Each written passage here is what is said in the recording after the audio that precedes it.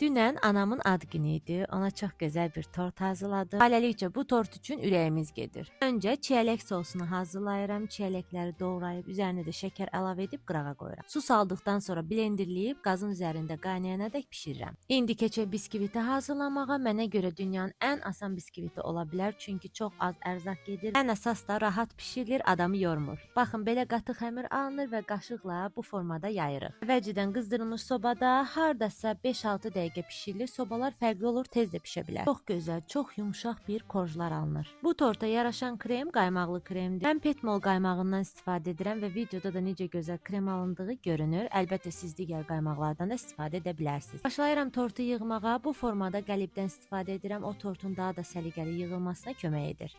Korjların arasına krem çəkib çiyələk pürəsindən də əlavə edirəm. Hər qatına yox, bir qatdan bir istifadə etdim. Hətta arasına banan da yaraşar. Tortu yığdıqdan sonra 1 saat soyuducuya qoyuram, özünü tutsun. Daha sonra üzərini kremləyirəm. Zövqə görə də bəzəyib yenidən soyuducuya qoyuram. Mən tortları həmişə hazırlayanda bir gecə soyuducuda saxlayıram. Onda daha yaxşı özünü tutur və ləzzətli olur. Tortu əgər hələ də hazırlamamısınızsa mütləq hazırlamalısınız. Çünki mənə görə ən dadlı, ən yumşaq, ağızda əriyən tort ola bilər.